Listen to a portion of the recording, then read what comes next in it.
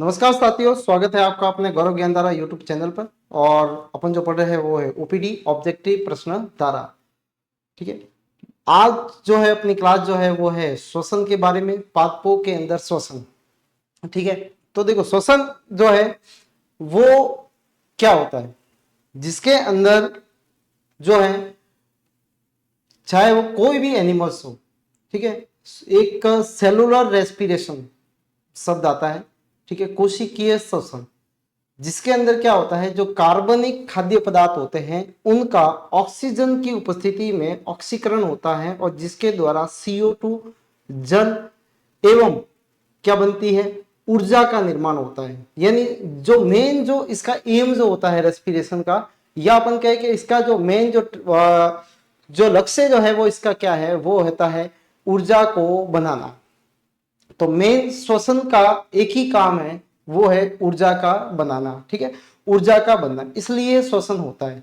ठीक है, तो जो भी कार्बनिक पदार्थ जो होते हैं जो ऑक्सीजन की उपस्थिति में ऑक्सीकरण होकर, ठीक है, उनमें क्या होती है, ऊर्जा उत्पन्न होती है। ठीक है, इस प्रोसेस को क्या बोला जाता है, श्वसन कहा जाता है।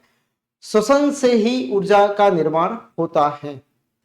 श्वसन सभी प्राणियों की जो है वो क्या है, मूलभूत जो है वो क्या बोलते हैं, क्रिया कह सकते हैं अपन। ठीक है, चाहे वो एक कोशिकीय से लगाकर या प्रोकैरियोटिक बैक्टीरिया से लगाकर, अधिकांश, ठीक है, प्रोकैरियोटिक बैक्टीरिया से लगाकर अपन जो बड़े से बड़े जो एनिमल्स हैं, मैमेलिया तक, सारे ऑर्गेनिज्म में श्वसन के से जरिए ही ऊर्जा प्राप्त होती है। ठीक है, अब श्वसन के लिए जो पदार्थ होते हैं जिनसे के द्वारा, जिनके ऑक्सीकरण के द्वारा क्या बनती है, ऊर्जा बनती है, उनको क्रियाधर कहा जाता है, श्वसन क्रियाधर कहा जाता है। ठीक है, ये सब में अलग अलग जैसे प्रकार के हो सकते हैं। ठीक है, मेन जो क्रियाधर होता है, जैसे सबसे पहले है कार्बोहाइड्रेट, ठीक है, उसके बाद में है फैट, उसके बाद में है आता है प्रोटीन, और कुछ एक में मिलता है कार्बोनिक एसिड। ठीक है, इनके अपघटन से या इनके टूटने से या इनके ऑक्सीकरण के द्वारा क्या होता है, ऊर्जा उत्पन्न होती है।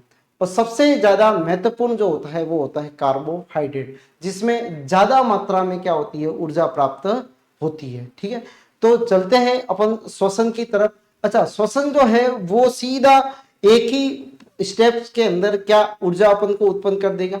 जैसे अपने अंदर क्या होता है कि अपने अंदर जो है वो अपने अंदर जब खाद्य पदार्थ यानी कार्बोहाइड्रेट जब अंदर जाता है, तो कार्बोहाइड्रेट की जो सिंपल फॉर्म होती है वो होती है ग्लूकोज। ठीक है, यानी ग्लूकोज के अंदर बदलता है और ग्लूकोज जो होता है उससे अपने को ऊर्जा मिलती है। तो जब ग्लूकोज अपने अंदर जाएगा, यानी सेलुलर यानी सेल के पास में जब पहुंचेगा, तो वहां से सीधा ब्रेकडाउन होकर ऊर्जा का निर्माण करवाएगा। या ये जो होती है वो क्रिया जो होती है वो किसी स्टेप बाय स्टेप में चलती है। ठीक है, तो ये क्रिया डायरेक्ट ना होकर मतलब सीधी ऊर्जा उत्पन्न नहीं करती है कि सीधा ग्लूकोज टूट गया और ऊर्जा उत्पन्न होगी, ऐसा नहीं होता है। ठीक है, इनमें क्या होता है कि सबसे पहले स्टेप बाय स्टेप जो होता है वो ग्लूकोज का ब्रेकडाउन होता है और उसके बाद में जो है वो क्या बनती है, ऊर्जा का निर्माण होता है। तो किस प्रकार ऊर्जा का निर्माण होगा वो अपन आज देखते हैं। ठीक है, तो मेन एम जो है वो क्या है, ऊर्जा का निर्माण करना। रेस्पिरेशन, ठीक है, देखो जीवों में जो ऊर्जा खाद्य पदार्थों से आती है, ऊर्जा खाद्य पदार्थ जो होते हैं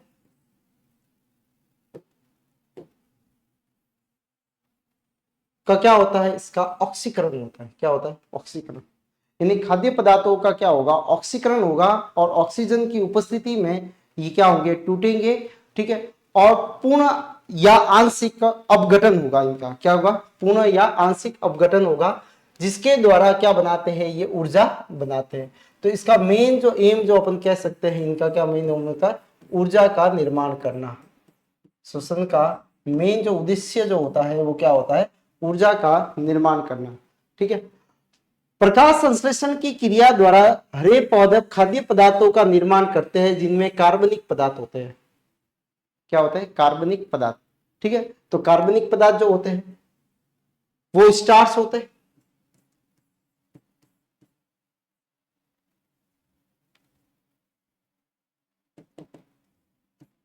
स्टार्च, स्टार्च जो होता है वो आगे जाके सुक्रोज में बदलता है और सुक्रोज जो है वो आगे चल के किसमें बदलता है, ग्लूकोज में।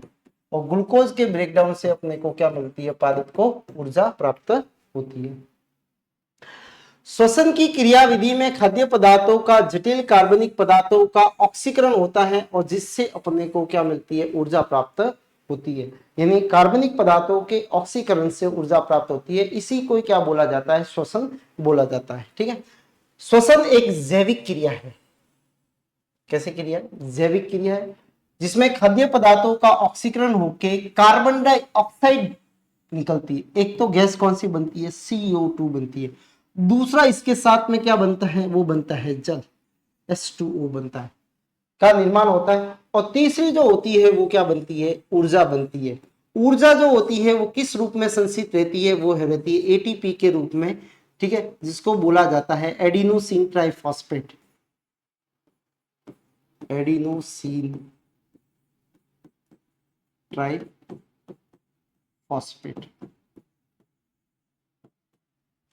ठीक है, क्या बोला जाएगा, इसको एडिनोसिन ट्राइफॉस्फेट कहा जाता है। अब जैसे बात करें, मेन जो सोर्स होता है वो होता है इसका ग्लूकोज। ग्लूकोज जो है वो ब्रेकडाउन होता है किसकी उपस्थिति में, ऑक्सीजन की उपस्थिति में। ठीक है, और क्या बनाता है, एक तो बनाता है CO2 गैस। ठीक है, दूसरा बनता है क्या, H2O, और साथ साथ में क्या निकलती है, ATP, जिसे अपन कहते हैं ऊर्जा। ठीक है, ऊर्जा का निर्माण यहां से होता है। ठीक है, तो ये है श्वसन की क्रियाविधि के बीच C6, यानी जिसको अपन ग्लूकोज बोलते हैं, शुगर बोलते हैं, शर्करा बोलते हैं। ठीक है, ये ऑक्सीजन की उपस्थिति में क्या होती है, यहाँ पे ब्रेकडाउन होती है और इसके द्वारा ही क्या बनती है, ऊर्जा का निर्माण होता है। और ऊर्जा जो होती है वो ATP के रूप में संचित रहती है और ये संचित जो होती है वो अलग अलग भागों के अंदर भेज दी जाती है जहाँ उसकी जरूरत होती है। ठीक है, वहां से उसको क्या करेंगे, भेज देंगे। श्वसन क्रिया के दौरान मुक्त ऊर्जा का उपयोग कोशिका के विभिन्न क्रियाओं में किया जाता है। जो अपन कार्य करते हैं बिना ऊर्जा के कोई कार्य संपन्न नहीं होता, यानी ऊर्जा चाहिए। अपन भी जो कार्य करें उसके लिए भी ऊर्जा चाहिए, तो अपने अंदर भी ATP के निर्माण हो रहे हैं। ठीक है, और ये निर्माण क्या होता है, माइटोकॉन्ड्रिया के अंदर होता है। ठीक है, सभी जीवों, इसलिए माइटोकॉन्ड्रिया को क्या बोला जाता है, powerhouse of the cell बोला जाता है। सभी सजीवों में आधारभूत विशेषता यह है कि ये क्रिया सभी जीवित कोशिकाओं में निरंतर चलती रहती है। यानी क्या होगी, ये चलती रहती है, ऊर्जा बनती रहती है, ऊर्जा व्यय होती रहती है। ठीक है, वापस अपन खाद्य पदार्थ को खाते रहते हैं, वापस ऊर्जा बनती रहती है। श्वसन क्रिया के दौरान प्राय सभी जीव ऑक्सीजन का तो उपयोग करते हैं और CO2 का क्या करते हैं, इसको निम्न करते हैं, यानी बाहर निकालते हैं। यानी कोई भी सजीव जो होगा वो ऑक्सीजन को उपयोग करेगा और उसके द्वारा ऊर्जा का निर्माण करेगा, खाद्य पदार्थों का अपघटन होगा और इससे CO2 बनेगी और वो गैस जो होती है वो वातावरण में विमुक्त हो जाती है।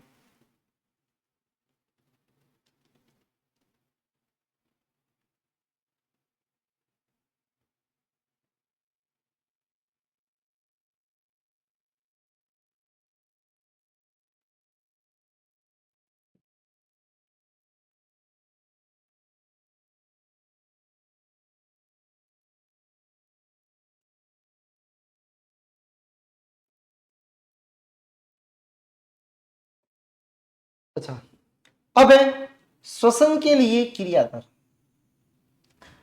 या श्वसना दर। क्रिया दर वे पदार्थ होते हैं जिनसे अपघटन से, जिनके टूटने से ऊर्जा का निर्माण होता है। ठीक है, अब वो पदार्थ कौन कौन से, अच्छा वो पदार्थ अगर देखने जाए तो एक तो अपने को मिलता है कार्बोहाइड्रेट, मेन जो होता है वो कार्बोहाइड्रेट। दूसरा जो होता है वो होता है फैट। तीसरा जो है वो है प्रोटीन। और चौथा जो है वो कुछ एक में पाया जाता है, वो क्या होता है, कार्बोनिक एसिड। कार्बनिक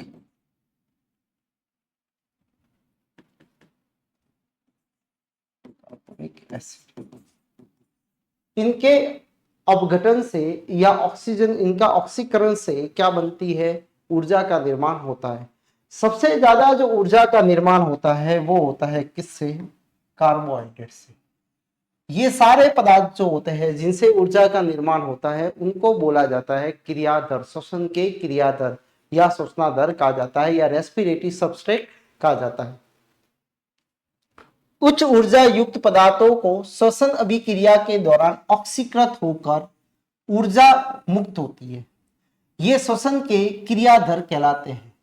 जिन खाद्य पदार्थों का, ठीक है, वे पदार्थों का जो श्वसन अभिक्रिया के दौरान ऑक्सीकृत होते हैं तो उन पदार्थों को क्या बोला जाता है? श्वसन क्रियाधर कहा जाता है। ठीक है, श्वसन क्रियाधर के दौरान, श्वसन क्रिया के दौरान श्वसन क्रियाधर के रूप में मुख्यतः कौन आता है? कार्बोहाइड्रेट आती है। दूसरा कौन आता है? वसा आती है। तीसरा कौन आता है? प्रोटीन आता है। और कुछ एक में क्या आता है? कार्बोनिक एसिड आता है प्लांट में। ठीक है, जो कोशिका में संग्रहित रहते हैं। ये कहां पे मिलते हैं अपने को? कोशिका के अंदर। कार्बोहाइड्रेट श्वसन का प्राथमिक क्रियाधर है। इंपोर्टेंट, सबसे प्राथमिक क्रियाधर कौन होता है श्वसन का? कार्बोहाइड्रेट होता है, जिसकी सिंपल फॉर्म जो होती है वो क्या होती है? ग्लूकोज होती है। क्या होती है? ग्लूकोज। और ग्लूकोज का ब्रेकडाउन या ऑक्सीकृत होता है। श्वसन में सबसे पहले हेक्सोशर्करा कार्बोहाइड्रेट काम आता है। हेक्सोशर्करा C6H12O6 हेक्सोशर्करा, अर्थात इसका ऑक्सीकरण होता है। किसका ऑक्सीकरण होता है? ग्लूकोज का। श्वसन क्रिया में कार्बोहाइड्रेट उपलब्ध नहीं होने पर, अगर सपोज मान लो, ये बात ध्यान रखना, कार्बोहाइड्रेट अगर उपलब्ध नहीं है, यानी अपने बॉडी के अंदर भी अगर देखा जाए तो अगर कार्बोहाइड्रेट नहीं मिलती है तो दूसरा जो ऊर्जा मिलेगी वो किससे मिलेगी? वसा से मिलेगी। किससे मिलेगी? वसा से। वसा से मिलती है। तथा अगर सपोज मान लो वसा भी नहीं है बॉडी के अंदर, ठीक है, तो जैसे आपने देखा होगा डाइटिंग जो करते हैं तो वो जो होते हैं उनमें क्या होता है कि भाई वो भूखे रहते हैं। ठीक है, वो जो है वो कार्बोहाइड्रेट को कम कंज्यूम करते हैं, तो उससे क्या होगा? यानी फैट को भी कम खाएंगे। ठीक है, तो उनके बॉडी के अंदर जो फैट होगा वो टूटने लगता है, क्योंकि कार्बोहाइड्रेट कम मात्रा में जा रहा है तो वो टूटेगा वसा, और वसा से फिर ऊर्जा बनती है और उनकी चर्बी जो होती है वो कम होती है। ठीक है, अगर वसा भी नहीं है तो तीसरा जो मिलेगा वो किसका ऑक्सीकरण होगा? प्रोटीन का होगा। किसका होगा? प्रोटीन का होगा। यानी पहला जो है वो कार्बोहाइड्रेट है। कार्बोहाइड्रेट अगर बॉडी के अंदर कम है तो दूसरा किसका मिलेगा? सीधा वसा का। ठीक है, और वसा भी कम है तो किसका मिलेगा? प्रोटीन का। ठीक है, ब्लैकमैन के अनुसार कार्बोहाइड्रेट से होने वाले श्वसन को प्लावी श्वसन कहते हैं, फ्लोटिंग रेस्पिरेशन कहा जाता है। ठीक है, और प्रोटीन से होने वाले श्वसन को जीव द्रव्य श्वसन कहा जाता है। प्रोटोप्लाज्मिक क्या कहा जाता है? रेस्पिरेशन कहा जाता है। इस प्रकार श्वसन भूखमरी रोगों के कारण हो सकते हैं। ठीक है, अच्छा, श्वसन प्रोटीन वाला श्वसन कब होगा बताओ? जब क्या होगी? भूखमरी। भूखमरी मतलब कार्बोहाइड्रेट अपने बॉडी में कम जा रहा है तो अपनी सेल का जो प्रोटीन होंगे वो टूटने स्टार्ट हो जाएंगे। ठीक है, तो टूटेंगे और उससे बॉडी को अपने को क्या मिलेगी? एनर्जी मिलेगी। तो यहाँ पे जो है वो क्या है कि पहले जो है वो मेन क्रियाधर यानी प्राथमिक क्रियाधर जो होता है वो कौन होता है? कार्बोहाइड्रेट होता है। ठीक है, और अगर कार्बोहाइड्रेट की अनुपस्थिति में कौन आएगा? वसा आएगी। ठीक है, और वसा की अनुपस्थिति में कौन आता है? प्रोटीन आता है। कार्बोहाइड्रेट जो होता है उसमें श्वसन जो होता है उसको प्लावी श्वसन कहा जाता है, और जो किसके द्वारा होता है? प्रोटीन के द्वारा होता है, उसको जीव द्रव्य श्वसन कहा जाता है। ठीक है, तो उनको बोला जाएगा जीव द्रव्य श्वसन कहा जाएगा। ठीक है, और ये कब होगा? जब भूखमरी या कोई रोग होगा तो। ठीक है,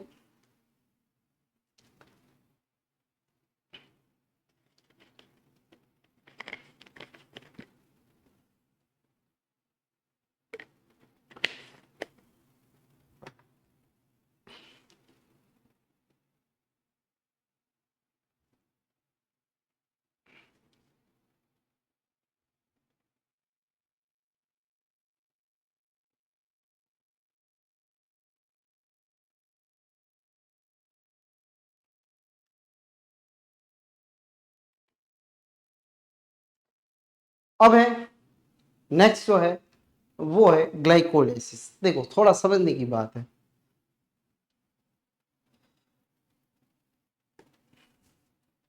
ग्लाइकोलाइसिस यानी ग्लाइकोलाइसिस क्या है? सबसे पहले मैंने अभी कहा था कि भाई जो श्वसन की जो क्रियाविधि होती है उसमें जो होता है ग्लाइको का मतलब होता है स्वीट यानी शुगर, लाइसिस का मतलब होता है टूटना, शुगर का टूटना। अच्छा, तो पहले शुगर सीधी डायरेक्ट जो होती है वो क्या किसमें टूट जाएगी, CO2 के अंदर, और CO2 बना के बाहर कर देगी और हाइड्रोजन सॉरी वाटर बना के और फिर ऊर्जा उत्पन्न कर देगी। तो ऐसा नहीं होता है। ये जो श्वसन जो क्रियाविधि होती है वो कैसी होती है, चरणबद्ध होती है। कैसी होती है, चरणबद्ध होती है, चरणबद्ध होती है। ठीक है, यानी एक स्टेप बाय स्टेप में ये चलती है। दूसरी बात जो है, एक प्रोसेस चलता है ग्लाइकोलाइसिस। ग्लाइकोलाइसिस में क्या होता है कि ग्लूकोज जो होता है वो सबसे पहले किस में टूटता है, एक एसिड में टूटता है जिसको बोलते हैं पायरुविक एसिड। पायरुविक एसिड में टूटता है या पायरुवेट में टूटता है। ठीक है, किस में टूटता है, ये पायरुवेट के अंदर ये टूटता है। ठीक है, अब ये जो होता है इसमें कार्बन के मॉलिक्यूल जो होते हैं वो कितने होते हैं, 6 कार्बन होते हैं। कितने कार्बन होते हैं, 6। और इसमें कितने होते हैं, इसमें होते हैं 3 कार्बन। यानी इसके कितने अणु बनेंगे, 2 अणु बनते हैं। कितने अणु बनेंगे, 2 अणु बनते हैं। ठीक है, अब यहां जो ग्लाइकोलाइसिस जो हुई है, ठीक है, इसी प्रोसेस को बोला जाता है ग्लाइकोलाइसिस। ठीक है, जिसके अंदर ग्लूकोज से क्या बनता है, पायरुविक एसिड बनता है। अच्छा, ये क्रिया जो होती है वो कहाँ होती है, तो ये होती है कोशिका द्रव्य में। कोशिका द्रव्य में होती है। ठीक है, यानी ये आपको कहाँ मिलेगी, कोशिका द्रव्य में मिलेगी। ठीक है, यानी कोशिका द्रव्य में, कोशिका द्रव्य में मिलती है ये। ठीक है, अब देखो यहां पे क्या होगा कि ये जैसे कोशिका द्रव्य में होती है तो इसका मतलब क्या हुआ, ये सभी जीवों के अंदर होगी, सभी जीवों में पाई जाएगी। ठीक है, जिसमें अधिकांश अधिकांश क्या होंगे, इसमें जीवाणु आएंगे। ठीक है, और जो कुछ अधिकांश जीवाणुओं के अंदर, सॉरी जीवाणु में, हाँ जीवाणुओं के अंदर और सभी जीवों में, मतलब टोटल सभी जीवों के अंदर ये आ जाएगी, जीवाणु वगैरह सभी में, एवं सभी में ये क्रिया तो मिलेगी ही मिलेगी। ठीक है, अच्छा, या कह सकते हैं कि ग्लाइकोलाइसिस में ऑक्सीजन की जरूरत नहीं होती, नहीं होती, या आवश्यकता नहीं होती। ठीक है, क्यों, इसलिए अपन कह सकते हैं कि ये कैसा अवायवीय है। कैसा है, अवायवीय है। ग्लाइकोलाइसिस कैसा प्रोसेस है, अवायवीय प्रोसेस है। यानी इसमें जो है आपको चाहे ऑक्सीजन हो या ना हो, उसके द्वारा पहला जो काम जो है वो ग्लूकोज का पायरुविक एसिड में बनना, ये बनेगा ही बनेगा। चाहे वो बैक्टीरिया में हो या सभी जीवों के अंदर हो, उनके अंदर जो है वो पहला स्टेप जो होता है वो ग्लूकोज से पायरुविक एसिड। अच्छा, इसके लिए अगर अवायवीय शोषण हो रहा है या वायवीय शोषण हो रहा है, इस पे कोई इफेक्ट नहीं है, यानी पायरुविक एसिड का निर्माण होगा ही होगा। ठीक है, यानी पायरुविक एसिड तो बनेगा ही बनेगा।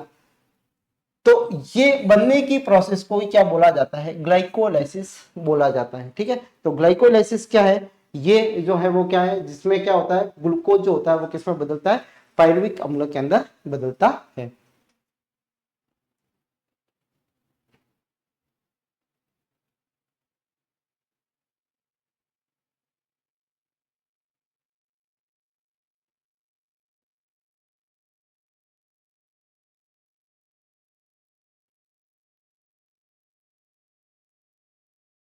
अब देखो परिभाषा, ग्लूकोज के एक अणु का क्रमबद्ध जैव रसायन। अच्छा, ग्लाइकोलाइसिस जो होती है वो भी कोई डायरेक्ट जो होगा वो कभी नहीं बनाएगा क्या, पायरुविक अम्ल, वो भी स्टेप बाय स्टेप क्या होती है, चलती है।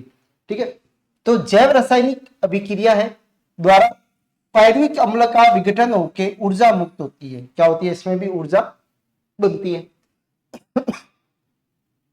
सबसे पहले फ्रक्टोज 1 डाइफॉस्फेट के एक अणु से पायरुविक अम्ल के 2 अणुओं का निर्माण होता है। कितने बनते हैं, 2 अणु बनते हैं। ठीक है, और इसको ही क्या बोला जाता है, ग्लाइकोलाइसिस बोला जाता है।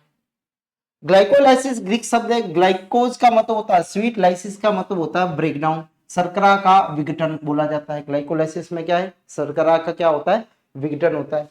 ये एक चरणबद्ध प्रक्रिया है, मतलब स्टेप बाय स्टेप में चलती है। इसमें कुल जो है वो 10 स्टेप्स होते हैं, जिसके द्वारा ग्लूकोज 6 कार्बन वाले अणु का विघटन पायरुविक अम्ल के 3 कार्बन वाले में होता है।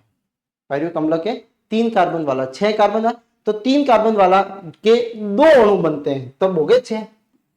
कितने अणु बनेंगे, 2 अणु बनेंगे, तो 3 इंटू 2, 6 कार्बन वाला वो हो गया।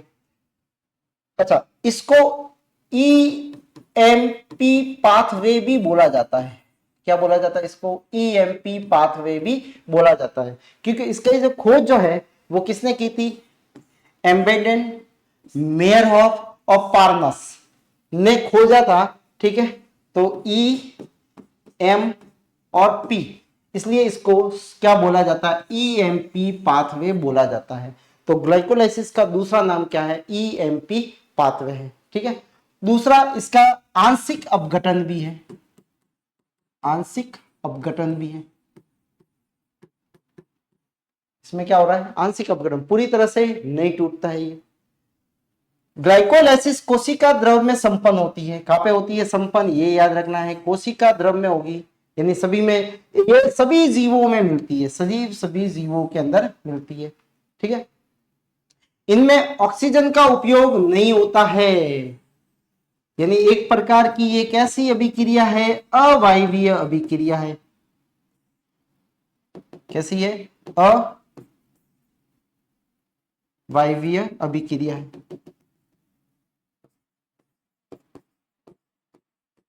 अभिक्रिया है। ठीक है,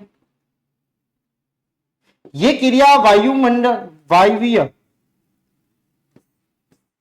वायवीय या अवायवीय, अवायवीय दोनों प्रकार के श्वसन में होती है, यानी ये दोनों में मिलती है। एरोबिक, लिख देता हूं, एरोबिक और एनएरोबिक, दोनों में ये उपस्थित होती है, दोनों में उपस्थित होती है, क्योंकि ये खुद कैसी है, इसमें ऑक्सीजन की जरूरत नहीं होती है, अतः दोनों में ये कैसी होती है, उपस्थित होती है। ठीक है, ये अपन आगे देख लेंगे इसको। सभी जीवों में मिलती है, इसमें ऑक्सीजन की कोई जरूरत नहीं होती है। पहला स्टेप भी यही है। ग्लाइकोलाइसिस में क्या होगा, हमेशा जो ग्लूकोज का अणु जो होता है वो क्या बनाएगा, 2 पायरुविक अम्ल के अणु बनाता है।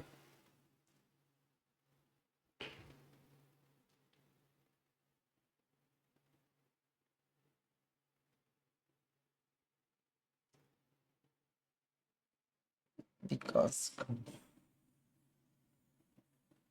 जीवाणु या सभी जीवों में आ जाएगा। ठीक है, इसमें ये कर लो, सभी जीवों में।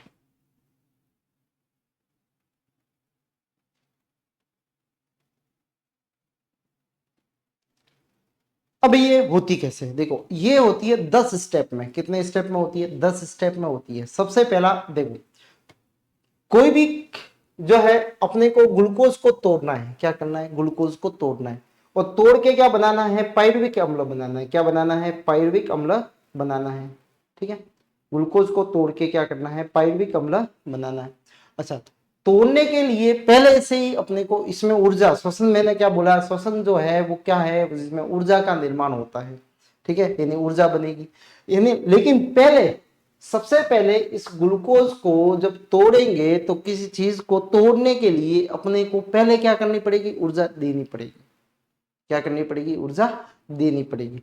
तो सबसे पहले क्या होता है कि ग्लूकोज जो होता है वो पहला स्टेप जो होता है वो क्या होता है कि ये बनता है ग्लूकोज 6 फॉस्फेट में बदलता है। किस में बदलता है, ग्लूकोज का ग्लूकोज 6 फॉस्फेट में बदलता है।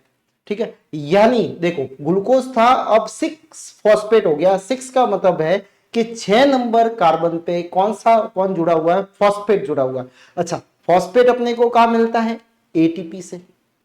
ठीक है, एटीपी जो होगी वो चेंज हो जाएगी किसके अंदर, एटीपी के अंदर। तो यहाँ पे जो है वो एटीपी जो है वो किस में बदल रही है, एडीपी के अंदर बदल रही है। ठीक है, अब वो इससे क्या बनी, फॉस्फेट निकला एक। ठीक है, और फॉस्फेट जो होता है वो जो फॉस्फेट वो किस में जुड़ जाएगा, इसके अंदर जुड़ जाएगा। अब दूसरा, इसके लिए काम में एंजाइम आने वाले का नाम है हेक्सोकाइनेज एंजाइम काम आता है। कौन सा आता है, हेक्सोकाइनेज एंजाइम काम आता है। ठीक है, दूसरा जो स्टेप जो है जिसमें ग्लूकोज 6 फॉस्फेट चेंज हो जाता है किसमें, फ्रक्टोज 6 फॉस्फेट में, दोनों एक ही है। आइसोमरेज, आइसोमरेज समझते हो, यानी उनका शेप जो है जैसे ये हाथ है, अब मैंने यू कर दिया, यानी आइसोमरेज हुआ है। क्या है, आइसोमरेज, तो वो दोनों एक ही है। ठीक है, इसके लिए जो काम आता है एंजाइम उसका नाम है आइसोमरेज। क्या नाम है, आइसोमरेज। तो दूसरे स्टेप में कौन सा एंजाइम काम आता है, आइसोमरेज काम आता है। और दोनों के लिए उत्क्रमणीय, यानी दोनों आपस में एक दूसरे में चेंज हो सकते हैं, दोनों एक ही है, केवल स्ट्रक्चर में फर्क होता है। अब ग्लूकोज 6 फॉस्फेट आगे चल के टूटता है फ्रक्टोज 1,6 बाई फॉस्फेट। देखो पहले कितना था, 6 फॉस्फेट था, अब कितना है, 1 और 3 पे 2 फॉस्फेट और लगे हुए हैं जिसको बोलते हैं फ्रक्टोज 1,6 बाई या बिस फॉस्फेट बोलते हैं। यानी एक और फॉस्फेट जुड़ा, यानी एक और एटीपी यहाँ पे उपयोग में आएगी, यानी यहाँ पे एक और एटीपी उपयोग में आई, एक और फॉस्फेट निकला, वो किस में जुड़ गया, यहाँ पे। ठीक है, तो एक तो तीसरे स्टेप में और एक पहले स्टेप में क्या होती है, एटीपी का उपयोग हो रहा है। ठीक है, इसके लिए जो काम में आता है वो आता है फॉस्फो, ठीक है, फ्रक्टोकाइनेज।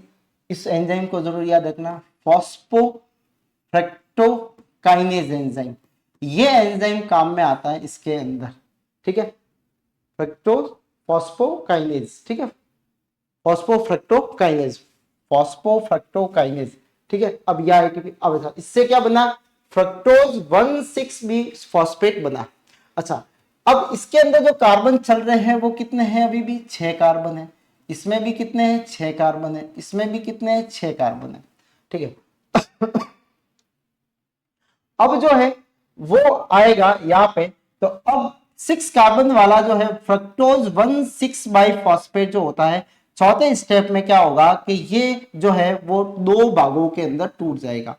पहला टूटेगा dihydroxyacetone phosphate, dihydroxyacetone phosphate DHAP में टूटता है। किस में टूटता है, DHAP में टूटता है। और दूसरा टूटता है ग्लिसरिक एल्डिहाइड 3 फॉस्फेट। ठीक है, ग्लिसरिक एल्डिहाइड क्या टूटता है, ये 3 फॉस्फेट एल्डिहाइड। ठीक है, किसमें टूट गया, PGL में, फॉस्फेट ग्लिसरल एल्डिहाइड में टूट गया, PGAL में टूट गया ये। अच्छा, इसके लिए जो काम में आता है वो कौन सा एंजाइम है, थर्ड में काम में है ये, इसमें काम में आता है एल्डोज। ठीक है, एल्डोज काम में आता है। ठीक है, अब यहां पे क्या हुआ है, यहाँ पे जैसे ये 6 नंबर पे जाता है, देखो 6 नंबर पे, यानी ये जो पार्ट जो है, यानी DHAP जो है, dihydroxyacetone phosphate जो है, और PGAL जो है, ये जो है वो इसमें चेंज होता था। ठीक है, अच्छा, अब ये जो 6 कार्बन वाला था ये बट के कितना हो गया, 3 कार्बन वाला हो गया। ये कितना कार्बन वाला है, 3 कार्बन वाला है। ये जो है वो इसमें चेंज हो जाता है। इसका क्या होता है आगे, इसका जो है वो जो PGAL है वो बन जाता है क्या, 1,3 बाई फॉस्फेट या बिस फॉस्फेट फॉस्फोग्लिसरेट में बदल जाता है, या ग्लिसरिक एसिड में बदल जाता है, PGAL में बदल गया, एसिड में बदल गया। अच्छा, एसिड में बदलने पे यहाँ पे जो है वो काम आता है, वो आता है कौन सा, ग्लिसरॉल डीहाइड्रोजिनेज। अच्छा, ये चीज याद रखना, डीहाइड्रोजिनेज मतलब हाइड्रोजन क्या हो रही है, यहाँ पे बाहर निकल रही है। ठीक है, डीहाइड्रोजिनेज। अब डीहाइड्रोजिनेज होगा तो सीधी सी बात है, जो NAD है, 2 NAD वो क्या करेगी, उनको हाइड्रोजन को ग्रहण करके क्या बन जाएगी, NADH+H बन जाएगी। ठीक है, ये क्या बन जाएगी, NADH+H। तो एक NAD, 2 NADH यहाँ पे बने। ठीक है, अब जो है 1,3 बाई फॉस्फेट जो है वो अब रह जाता है कितना, 3 फॉस्फोग्लिसरेट, यानी 1,3 मतलब 2 फॉस्फेट लगे हुए थे, अब कितना हुआ, एक और फॉस्फेट कम हो गया, यानी फॉस्फेट बाहर निकला है, बाहर निकला, इसका मतलब क्या होगा कि यहाँ पे जो है वो एडीपी से क्या बनेगा, एटीपी बना, तो 2 एडीपी से क्या बनेंगे, 2 एटीपी बनेंगे, ठीक है। तो यहाँ पे 2 क्या हो गए, ये बाहर निकल गए। अब देखो यहाँ पे अब क्या बन रहा है, इसमें जो काम आता है 7 वाले में, जिसको बोलते हैं फॉस्फोग्लिसरेट काइनेज, फॉस्फोग्लिसरेट काइनेज, ठीक है। और ये फॉस्फोग्लिसरेट काइनेज से क्या होगा कि यहाँ पे क्या बनेंगे, एटीपी बनते हैं, ठीक है। 8वें के अंदर जो है वो काम आता है, वो आता है अपने 3 फॉस्फेट ग्लिसरेट जो है वो किस में बदल जाएगा, 2 फॉस्फोग्लिसरेट में बदल जाएगा, यानी 2 3 ये क्या हो गया, केवल चेंज हुआ है। इसके लिए कौन सा एंजाइम आएगा, इसके लिए जो आएगा फॉस्फोग्लिसरेट, ठीक है, ग्लिसरोम्यूटेज, म्यूटेज चेंज। अब यहां से क्या होगा कि फॉस्फो 2 फॉस्फोग्लिसरेट जो है वो बनाएगा फॉस्फोइनोल पाइरुवेट, क्या बनाएगा, फॉस्फोइनोल पाइरुवेट बनाएगा, ठीक है। और इससे पहले क्या होगी, इसमें वाटर के अणु जो होंगे वो बाहर निकल जाएगा, एक वाटर का अणु जो है, 2 वाटर के अणु जो होंगे वो क्या निकल जाएंगे, बाहर निकल जाएंगे। इसलिए इसमें कौन सा काम आता है, एल्डोज काम आता है, कौन सा काम आता है इसमें, एल्डोज काम आता है, एनोलिज, ठीक है। अब देखो फॉस्फेट जो है वो इसमें से अब क्या बना अपने पास में, पाइरुवेट, पाइरुविक एसिड बन गया। अब यहाँ पे फॉस्फेट हट गया, तो फॉस्फेट हटा तो क्या हुआ, यहाँ पे वही क्या बनेगा, 2 एटीपी से एडीपी से क्या बनेगा, 2 एटीपी बनेगा, क्या बनेगा, 2 एडीपी से 2 एटीपी बनेगा। तो देखो अपने पास में अभी जो बने हैं 2 और 2 कितने, 4 जो बनते हैं वो क्या बनते हैं, एटीपी बनते हैं, ठीक है। 2 एटीपी और 2 एटीपी यहाँ पे, ठीक है, 2 और 2 कितने बने, 4, ठीक है। 2 एटीपी क्या होते हैं, खर्च हो जाते हैं, और इधर से बनते हैं अपने पास में कितने, 2 NADPH, यानी 3, यानी टोटल जो है अपने को 6 जो अणुओं का क्या होता है यहाँ पे, देखो 2 एटीपी प्रोडक्ट में और 2 NADP ये अपने पास में बच जाते हैं, क्योंकि 4 बने थे, ठीक है, 4 में से 2 उपयोग में आ गए,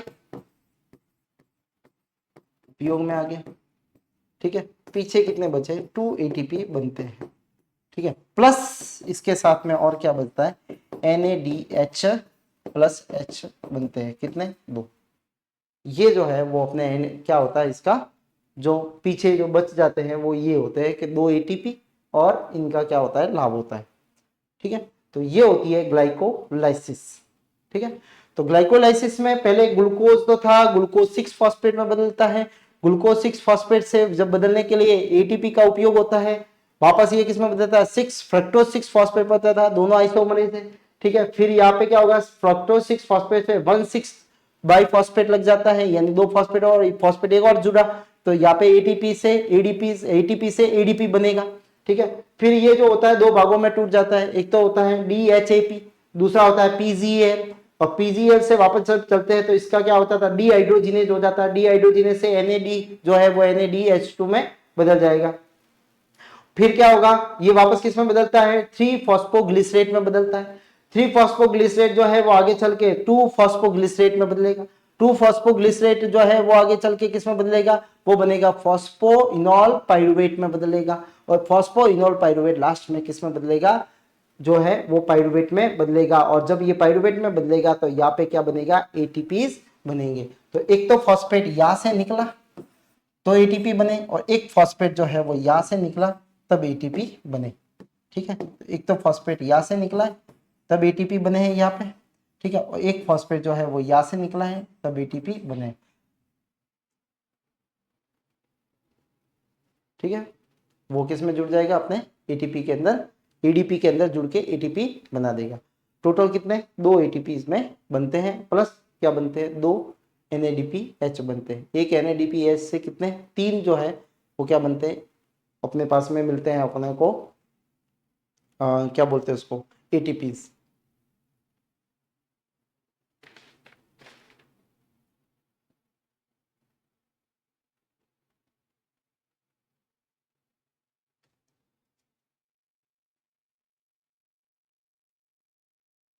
अब है ग्लाइकोलाइसिस जो होती है वो 10 स्टेप में होती है। कितने स्टेप में होती है? वो 10 स्टेप में होती है। ठीक है। दूसरी बात, इनके 3 प्रमुख चरणों में विभेदित किया गया है। सबसे पहला है ग्लूकोज का फॉस्फोरीकरण। फॉस्फोरीकरण में मैंने आपको बताया था हमेशा किसका निर्माण होता है? एटीपी का निर्माण होता है। किसका निर्माण होता है? एटीपी का निर्माण होता है। दूसरा होता है फॉस्फोरीकृत ग्लूकोज अणु का फॉस्फोग्लिसएल्डिहाइड में बदलना। किसका? एल्डिहाइड में बदलना, यानी 2 अणुओं का विघटन स्प्लिटिंग होके फॉस्फोग्लिसरेट ग्लूकोज मॉलिक्यूल जो होता है 2 molecule of the phosphoglycerate aldehyde में बदल जाता है। किसमें बदल जाता है? वो एल्डिहाइड में। फिर होता है पायरुविक अम्ल के 2 अणुओं का निर्माण होता है। कितने? 2 अणुओं का किससे निर्माण होता है? पायरुविक अम्लों का निर्माण होता है। ग्लाइकोलाइसिस का सार क्या है? ठीक है, ग्लाइकोलाइसिस में देखो ग्लूकोज 6 कार्बन वाला एक अणु से पायरुविक अम्ल के क्या बनते हैं? C3H4O3 के 3 कार्बन बनते हैं। क्या बनते हैं? ठीक है, इसका फॉर्मूला जो होता है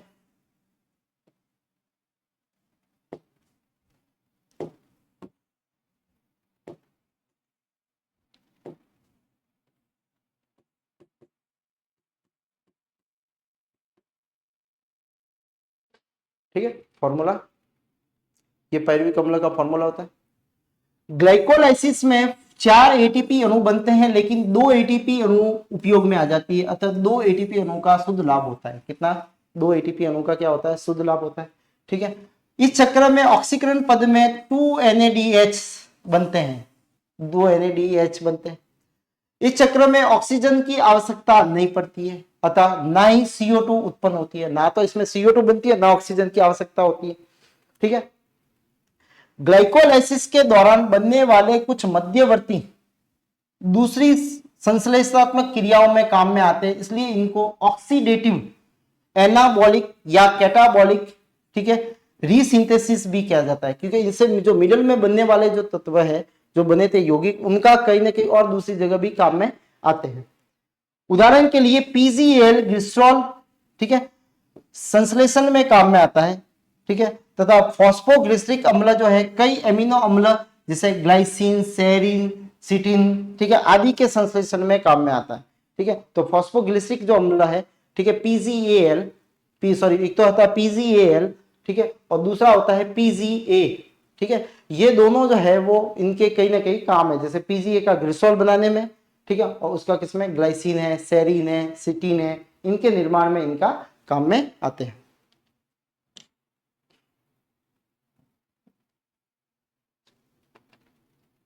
अब पायरुविक अम्ल का भविष्य क्या है? भविष्य मतलब पायरुविक अम्ल जैसा बन गया,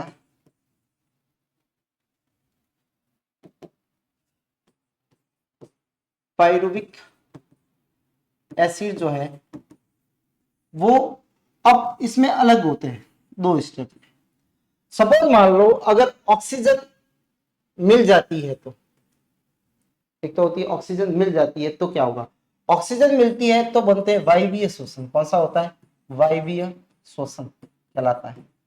ठीक है, और इसके द्वारा जो प्रोडक्ट बनता है वो क्या बनता है? CO2 प्लस वाटर और प्लस बनती है ATP बनती है। ठीक है, और ये जो क्रिया जो होती है वो क्या होती है? माइटोकॉन्ड्रिया में होती है। किसमें होती है? माइटोकॉन्ड्रिया में होती है। किसमें मिलेगी ये अपने को? माइटोकॉन्ड्रिया में ये क्रिया होती है। अगर सपोज मान लो ऑक्सीजन अनुपस्थित है, ऑक्सीजन अनुपस्थित है तो क्या होगा? ऑक्सीजन अगर अनुपस्थित है तो क्या होगा? तो होगा क्या? अवायवीय श्वसन। अवायवीय अवायवीय श्वसन होगा।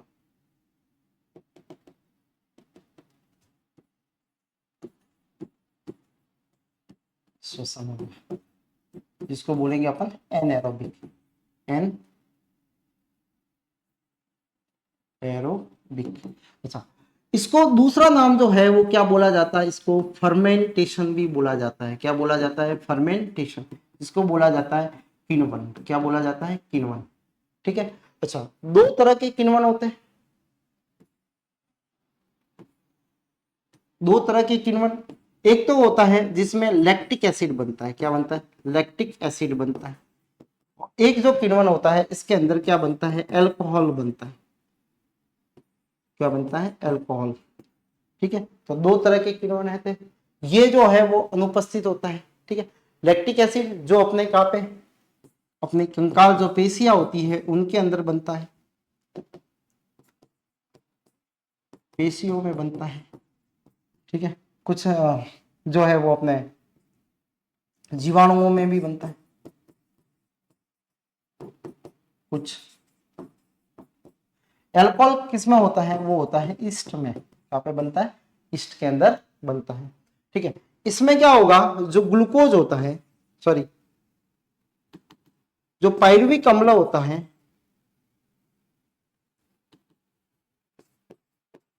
पायरुविक एसिड जो है वो किसमें बदलता है, लैक्टिक एसिड में बदलता है। किसमें बदलता है, लैक्टिक एसिड में।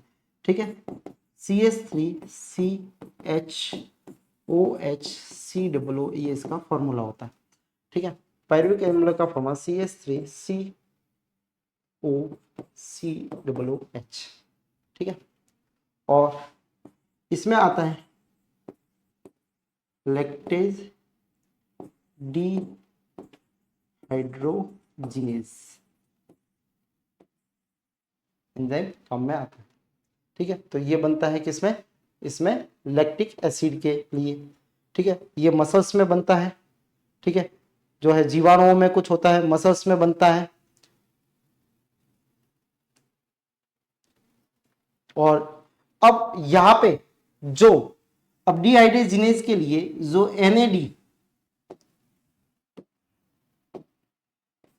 जो NAD जो था H, वो किस में बदल जाता है, NAD में बदल जाता है। किस में बदल जाता है, NAD में बदल जाता है। यानी दो जो है वो इनका उपयोग यहाँ पे हो जाता है। ठीक है, तो दो बने थे, यानी टोटल जो है इसमें जो लाभ होता है वो 2 ATP का होता है। इसमें कितना लाभ होता है, टोटल जो लाभ होता है वो कितना होता है, 2 ATP का होता है, क्योंकि दोनों NADP जो है वो यहाँ पे उपयोग में आ जाते हैं।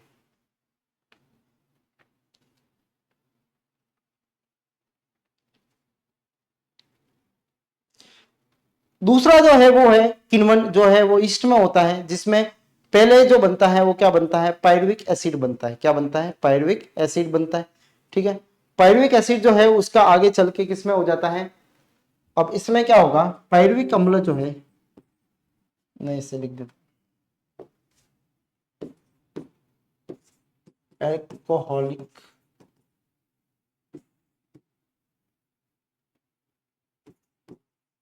फर्मेंटेशन। ठीक है, अल्कोहलिक फर्मेंटेशन में क्या हुआ कि सबसे पहले जो था पायरुविक अम्ल जो था, पायरुविक एसिड जो था वो पहले बदलता है किसमें, एसिड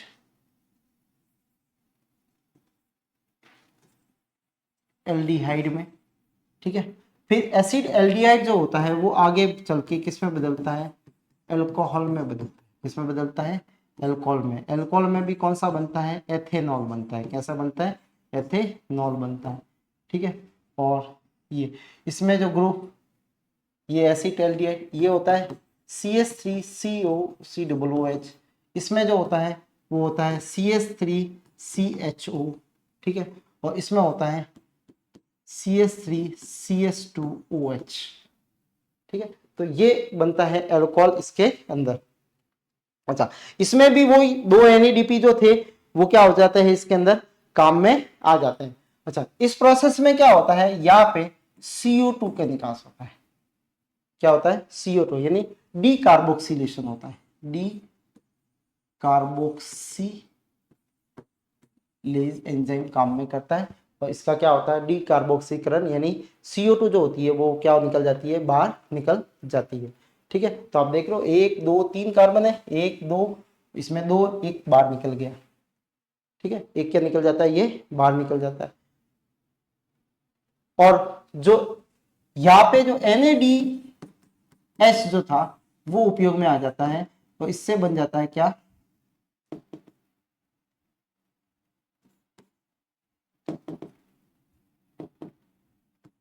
NADH प्लस H जो है वो सॉरी NAD खाली क्या रह जाता है, NADH का उपयोग हो जाता है कितने अणु का, 2 अणुओं का। तो 2 अणुओं का यहाँ पे उपयोग में हो जाता है। अच्छा, ये क्रिया जो है वो किस में हो रही थी, ये ईस्ट में होती है। किस में होती है, ईस्ट में होती है। ठीक है, ये किस में हो रही थी, यहाँ पे ईस्ट के अंदर हो रही है। तो ये होता है कौन सा, एनएरोबिक रेस्पिरेशन। ठीक है, जिनके अंदर जो है वो क्या है, ये CO2 बाहर निकलती है, एथेनॉल उत्पाद बनता है इसके अंदर। ठीक है, जो कितने कार्बन वाला है, 2 कार्बन वाला है। ये भी कितने कार्बन वाला है, 2 कार्बन वाला। ये भी कितने कार्बन वाला है, 2 कार्बन वाला। ये कितने कार्बन वाला है, 3 कार्बन वाला है। 1 कार्बन यहाँ पे निकल गई। ठीक है, तो एक ग्लूकोज जब टूटता है तो 4 अणु जो है वो CO2 के इसमें बाहर निकलते हैं। कितने निकलते हैं, 4 अणु जो है वो क्या निकलते हैं, इसके अंदर बाहर निकलते हैं।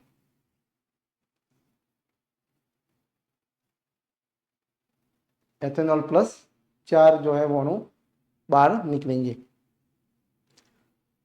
तो ये है ये। अच्छा, अपन को पढ़ना है क्या, वायवीय श्वसन। ठीक है, अब वायवीय श्वसन में क्या होगा कि सबसे पहले जो है पायरुविक अम्ल जो है वो पायरुविक अम्ल अब जो जाएगा कहाँ पे, ये बात जो ये वो कोशिका द्रव्य में हुई है। अब जो ये आगे जाएगा वो कहाँ जाएगा, इसके अंदर वो जाएगा किसमें, माइटोकॉन्ड्रिया के अंदर। तो पायरुविक अम्ल में ऑक्सीजन की उपस्थिति, अब देखो ऑक्सीजन की जरूरत पड़ती है। अब किसकी जरूरत पड़ती है, ऑक्सीजन की जरूरत पड़ेगी। माइटोकॉन्ड्रिया के अंदर अधात्री के मैट्रिक्स में प्रवेश करके एक कार्बन परमाणु CO2 के रूप में ऑक्सीकृत करता है और इसी प्रक्रिया में ऑक्सीकारी विकार्बोक्सिलीकरण, यानी देखो पायरुविक अम्ल क्या करेगा, यहाँ पे ऑक्सीकृत विकार्बोक्सिलीकरण होता है और इसमें CO2 जो होती है वो क्या निकल जाती है, बाहर निकल जाती है। ठीक है, और उससे क्या बनता है, उससे बनता है एसिटाइल कोएंजाइम ए बनता है, एक सा एंजाइम बनता है कोएसिटाइल कोएंजाइम। और इसके लिए किसकी जरूरत पड़ती है, मैग्नीशियम आयन। और दूसरा इसमें NADP जो है, ठीक है, NAD जो है, NAD से क्या बन जाता है, NADH बन जाता है। क्या बन जाता है, NAD से NADH बन जाता है। इस पायरुविक में डिहाइड्रोजिनेज एंजाइम, देखो डिहाइड्रोजिनेज वो यह काम आएगा की उपस्थिति में ऑक्सीकरण होता है, जिसके परिणाम स्वरूप निकलने वाली हाइड्रोजन NAD द्वारा किसके द्वारा ग्रहण की जाती है, NAD द्वारा ग्रहण करके NADH प्लस H आयन बना देती है। इसके बाद में कोएंजाइम से संयोजन होता है और एसिटाइल कोएंजाइम A क्या बना देती है, एसिटाइल कोएंजाइम A। कौन सा कोएंजाइम इसमें उपयोग में आएगा, और वो क्या बना देगा, इससे मिलके एसिटाइल कोएंजाइम A बना देगा।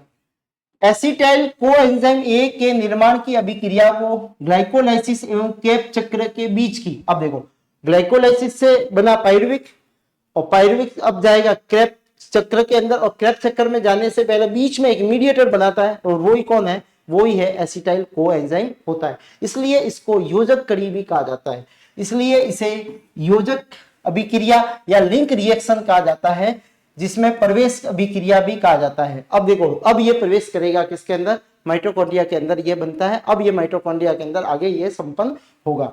पायरुविक अम्ल को वायवीय ऑक्सीकरण में 5 सहकारकों की आवश्यकता होती है। पहले तो है एसिटाइल को, ठीक है, फिर NAD, तीसरा जो है वो मैग्नीशियम आयन, La लाइपिक अम्ल, और TPP थाइमिन पायरोफॉस्फेट की जरूरत पड़ती है। ये 5 जो है सहकारक है जिनकी आवश्यकता पड़ती है किसमें, पायरुविक अम्ल का वायवीय ऑक्सीकरण में जो है वो 5 acetyl coenzyme, NAD, magnesium ion, La और TPP।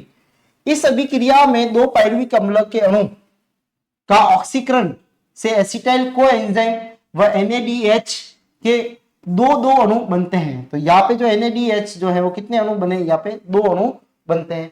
अणु में इलेक्ट्रॉन अभिगमन तंत्र में प्रवेश करते हैं। अच्छा, ये कहा जाएंगे इलेक्ट्रॉन अभिगमन करके कितने बनाते हैं, 6 ATP बनाएंगे। कितने NADP बनाएंगे, ये 6 ATP, क्योंकि एक NADPH से एक NADH प्लस H जो होता है उससे कितने 3 ATP बनते हैं, यानी वो 3 ATP बनते हैं।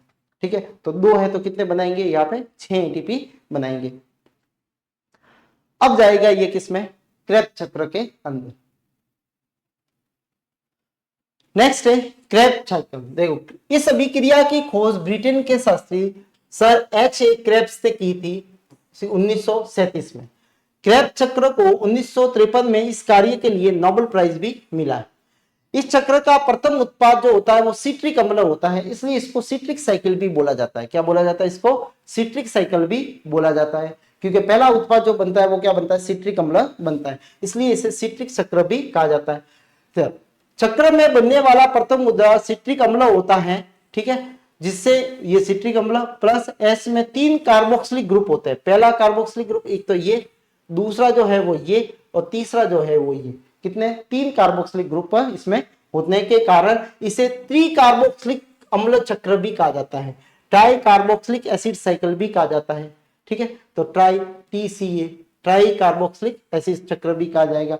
तो ये जो ध्यान रखना है कि ये क्रेब्स चक्र क्यों बोला, क्योंकि इसकी खोज क्रेब्स चक्र ने की। सिट्रिक साइकिल क्यों बोला, कि पहला उत्पाद जो है वो C3 अपने C4 पड़ा था, ठीक है, तो पहला उत्पाद 3 कार्बन वाला बनता है, तो यहाँ पे सिट्रिक एसिड बन रहा है, इसलिए इसको सिट्रिक साइकिल का। अच्छा, इसमें 3 कार्बोक्सिलिक ग्रुप होते हैं, इसलिए इसको ट्राई कार्बोक्सिलिक एसिड या साइकिल कहा जाता है।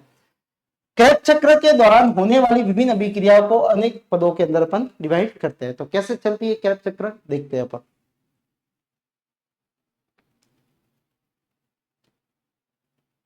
देखो, सबसे पहले क्या होगा, पायरुविक एसिड जो था वो आता है एसिटाइल कोएंजाइम, ठीक है, ये बता दिया, एसिटाइल कोएंजाइम बनता है, ये कोएंजाइम है जो काम आएगा, ठीक है। अच्छा, ये प्रवेश करता है किसमें, और सबसे पहला जो प्रोडक्ट बनाता है वो क्या होता है, सिट्रेट बनाता है, सिट्रिक एसिड बनता है, ठीक है। सिट्रिक एसिड जो होता है वो आगे चल के किसमें बदलता है, वो सिस एकोनाइट्रेट बनने में बनता है, किसमें, सिस एकोनाइट में बदलता है। और इस दौरान में क्या होता है, इसमें एकोटिनेज एंजाइम काम में आता है, और H2O का मॉलिक्यूल क्या होता है, बाहर निकलता है। क्या निकलता है, H2O का मॉलिक्यूल क्या निकलता है, बाहर निकलता है, ठीक है। फिर सिस एकोनाइट से क्या जो है H2O वापस इसके अंदर आती है, एकोटिनेज जिसको बोलते हैं आइसोसिट्रेट जो होता है वो बनता है। आइसोसिट्रेट जो होता है उसका देखो डीहाइड्रोजिनेज आ गया, क्या आ गया, डीहाइड्रोजिनेज, और डीहाइड्रोजिनेज में क्या हो गया, H, तो यहाँ पे जो NAD जो है वो किसमें बदलता है, NADH प्लस H में बदलता है, तो एक देखो यहाँ पे बन गया NADH, ठीक है।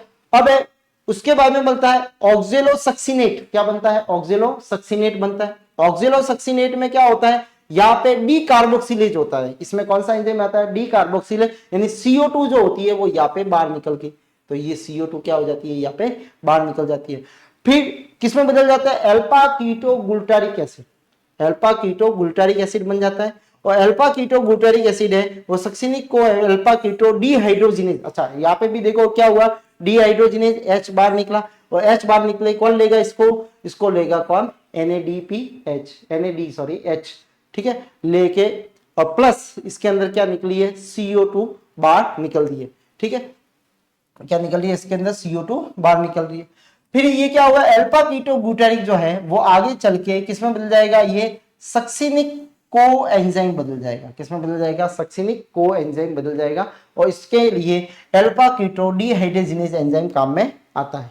अच्छा, यहाँ पे सक्सिनिक को एंजाइम से सक्सिनेट बनता है, और यहाँ पे क्या होता है, जीडीपी से बनता है क्या, जीटीपी बनता है, क्या बनता है, जीटीपी। अच्छा, ये भी किसके इक्विवेलेंट है, ये भी किसके है, एटीपी के ही है। एक जीटीपी जो है वो एक एटीपी के बराबर होती है, ठीक है, और को एंजाइम जो होता है वो बाहर निकल जाएगा। अब सक्सिनेट जो है वो आगे चल के क्या बनाता है, फ्यूमरेट बनाता है, क्या बनाता है, फ्यूमरेट, ठीक है। तो यहाँ पे क्या हो रहा है, डीहाइड्रोजिनेज हो रहा है, तो डीहाइड्रोजिनेज से यहाँ पे भी क्या होता है, FADH जो है, FAD से क्या बनता है, FADH2 बनता है, क्या बनता है, FADH2, जिससे कितने अपने को मिलते हैं, 2 ATP मिलते हैं, एक FADH2 से कितने मिलते हैं, 2 ATP मिलते हैं, ठीक है। अब यहाँ पे क्या हो जाएगा, फुमरेज में ये वाटर ऐड हो गया, अब बनाता है क्या, मेलिक एसिड बनाएगा, ठीक है, और मेलिक एसिड आप वापस जाके क्या बनाएगा, ऑक्जेलेट एसीटेट बनाएगा। ऑक्जेलिक एसिड जो है वापस जो है वो क्रिया को आरंभ करेगा, वापस एसिटाइल को एंजाइम से जुड़ेगा। अच्छा, यहाँ पे भी क्या, डीहाइड्रोजिनेज, तो देखो जहां जहां डीहाइड्रोजिनेज आए हैं, वहां क्या बना है, वहां पे क्या बना है, डिहाइड्रोजिनेज, ठीक है। वहां एडीपी से या एनएडीपी से या एनएडी से या एफएडी से क्या बना है, एफएडीएस2 बना है। तो ये चार जो स्टेप में है वो यहाँ बना है, ठीक है। यहाँ पे ये बना, और एक क्या बना है यहाँ पे, ये जीटीपी बना है, ठीक है। तो ये होता है क्रेब्स साइकिल, ये क्या होता है, क्रेब्स साइकिल, ठीक है। यहाँ से आया पायरुविक, पायरुविक से क्या बना, एसिटाइल कोएंजाइम, एसिटाइल कोएंजाइम जो है वो अंदर प्रवेश करेगा, ये माइटोकॉन्ड्रिया के अंदर जो आता है मैट्रिक्स के अंदर। वहां पे कौन होता है, ऑक्जेलो एसिटेट, ठीक है, ऑक्जेलो एसिटिक एसिड। ऑक्जेलो एसिटिक एसिड जो है वो यहाँ पे आया, ठीक है। ये क्या बना देता है, इसके साथ में जुड़ के सिट्रिक एसिड बना देगा। सिट्रिक एसिड जो है वो किसमें बना देगा, सिस एकोनेट बना देगा, ठीक है। और सिस एकोनेट जो होता है वो क्या बना देगा, यहाँ पे जो आइसोसाइट्रेट बना देगा। अब देखो यहाँ तक, ठीक है। यहाँ से सब नेक्स्ट स्टेप जो है वो उसको याद रखना है। आइसोसाइट्रेट से जो होता है वो ऑक्जेलोसक्सिनेट बनता है, और इस समय क्या होता है, डीहाइड्रोजिनेज एंजाइम काम में आता है। और ये डीहाइड्रोजिनेज जो होता है वो क्या करेगा, जो हाइड्रोजन निकला है उसको क्या करेगा, इसका अपचयन हो जाता है, ठीक है। अब ऑक्सिलो सक्सिनेट जो था उसने CO2 यहाँ पे या डी कार्बोक्सिल ले जाओ, CO2 बाहर निकाल दी, ठीक है। अब देखो यहाँ पे दोनों काम हो रहे हैं, ठीक है। यहाँ पे क्या हो रही है, CO2 भी बाहर निकल रही है और डिहाइड्रोजिनेज भी हो रहा है, ठीक है। तो यहाँ पे जो काम आता है वो कौन सा एंजाइम है, अल्फा कीटो डिहाइड्रोजिनेज एंजाइम काम में आता है, ठीक है। तो अल्फा कीटो डिहाइड्रोजिनेज जो एंजाइम है वो क्या कर रहा है, यहाँ पे सक्सिनिल जो को एंजाइम का निर्माण करता है, तो साथ साथ में NAD से NADH प्लस CO2 का निर्माण करता है। सक्सिनेट को एंजाइम जो है वो सक्सिनेट थायोकाइनेज की उपस्थिति में क्या बनाएगा, सक्सिनेट का अम्ल बनाता है, ठीक है। और ये जो है सक्सिनेट जो है वो क्या उस समय जीडीपी से क्या बन जाएगा, जीटीपी बन जाएगा, ठीक है। अब यहाँ पे सक्सिनेट जो है वो क्या करेगा, फ्यूमरेट में चेंज हो जाएगा, और यहाँ पे भी क्या हो रहा है, डीहाइड्रोजिनेज, यानी यहाँ पे एफएडी से एफएडीएस2 बनता है, ठीक है। फ्यूमरेट जो होगा वो फ्यूमरेज में बदल जाएगा, सॉरी फ्यूमरेज जो है वो फ्यूमरेज की उपस्थिति में मेलेट में बदलता है। मेलेट जो होगा उसका डीहाइड्रोजिनेज से क्या बनता है, ऑक्जेलो एसिटिक एसिड बनता है, ठीक है। और ये जो है NAD से वापस क्या बन जाता है, NADH बन जाता है। तो ये होती है क्रेब साइकिल, ठीक है। अब देखो ये ऊर्जा अपने पे आपस में बनी है,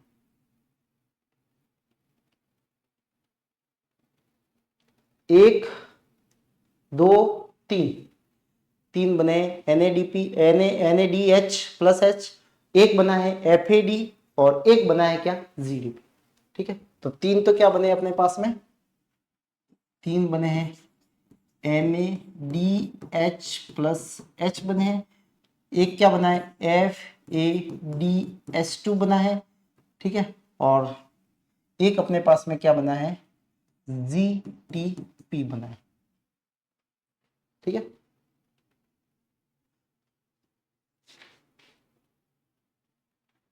ये कितने ATP के बराबर है, ये 3 ATP के बराबर है। ये कितने ATP के बराबर है, ये 2 ATP के बराबर है। ये कितने ATP के बराबर है, ये 1 ATP के बराबर है, ठीक है। अच्छा, इसके कितने अणु बनते हैं, 2 अणु बनते हैं, ठीक है।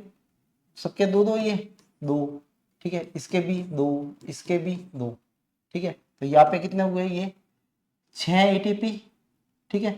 यहाँ पे कितने हो गए, ये 4, और यहाँ पे कितने हो गए, ये 2। तो टोटल जो है वो 12 ATP का क्या होता है, यहाँ पे लाभ होता है। तो क्रेब्स साइकिल में कितने, 12 ATP का क्या होता है, लाभ होता है।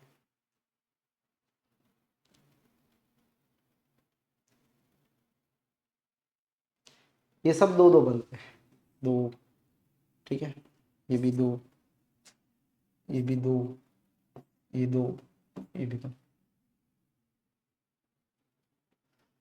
अब देखो, जो अपने ग्लूकोज से सबसे पहले पायरुविक एसिड का निर्माण हुआ था, ग्लूकोज से पायरुविक एसिड, जिसको क्या प्रोसेस को क्या बोला था अपने, ग्लाइकोलाइसिस बोला था, ठीक है। तो ग्लाइकोलाइसिस के समय आपने देखा 2 ATP बने थे, ठीक है। और 2 क्या बने थे अपने पास में, NADH, जिससे कितने बराबर है, ये 3। तो अब यहाँ पे कितना है, 6 ATP और 2 ये, टोटल कितने हो गए, 8 ATP जो है वो यहाँ पे बनते हैं। कितने हो गए, 8 ATP जो है वो यहाँ पे बन रहे हैं, 8 ATP। दूसरा, पायरुविक एसिड से जो लिंक रिएक्शन हुई थी, कि पायरुविक एसिड से पहले एसिटाइल कोएंजाइम और फिर ये जाता था कहाँ पे, माइटोकॉन्ड्रिया के अंदर, ठीक है। ये जाता है मैट्रिक्स के अंदर, ये बनता है क्या पे है, मैट्रिक्स में, ठीक है। तो यहाँ पे पायरुविक एसिड से एसिटाइल कोएंजाइम जो है मैट्रिक्स में बन रहा है, तो इस समय भी कितने 2 NADPH बनते थे, ठीक है, ये देख लो, ये 2 NADPH बन रहे हैं, ठीक है, ये लिंकर रिएक्शन है। तो कितने एटीपी बने टोटल, 2 × 3, एक NADP कितने बराबर है, 3 ATP के बराबर है, तो यहाँ पे कितने बन गए, ये अपने पास में 6 बन गए, ठीक है। अब एसिटाइल कोएंजाइम जब क्रेब चक्कर में जाता है, तो अभी अपने किया था 3, 1 और 1 कितने हुए थे टोटल अपने पास में 12, कितने हुए थे 12, ठीक है। तो ये 2 बार होगा, एक पायरुविक 2 में टूटेगा, एक तो 3 कार्बन वाला था ना, तो 2 में टूटेगा तो कितने हो गए, ये सारे जो हो गए वो डबल हो जाएंगे, कितना है 12, 12 इंटू कितने हो जाएंगे, ये 2, कितने हो जाएंगे 2, तो कितना हो गया, ये टोटल जो है वो कितना हो गया 24 एटीपी इसके हो गए, ठीक है, 8 6, ठीक है, और ये हो गए 24, तो टोटल जो है वो अपने को कितना 8 एटीपी, तो ये हो गए 8 और 14, 14 और 4 जो है 24, कितने हो गए, ये 38 एटीपी का क्या होता है अपने अंदर लाभ होता है, ठीक है। तो कितना लाभ होता है 38 एटीपी का क्या होता है लाभ। अच्छा, कई जो है किताबों में ये लिखा हुआ होता है कि जो है 36 एटीपी का लाभ होता है। तो कहते हैं कि ये जो एसिटाइल कोएंजाइम है, इसको माइटोकॉन्ड्रिया में ले जाने में 2 एटीपी जो होते हैं वो खर्च हो जाते हैं, ठीक है। तो इसको अपन थोड़ा नेक्स्ट क्लास में देखेंगे कि ये क्या है, कि 2 एटीपी जो है वो यहाँ पे इसको ले जाने में खर्च हो जाते हैं, इसलिए कई जगह आपको 36 एटीपी लिखा हुआ रहता है। टोटल जो है वो अपने पास में ये रहता है 38, एनसीईआरटी बुक के अंदर जो है वो 38 एटीपी का लाभ दे रखा है।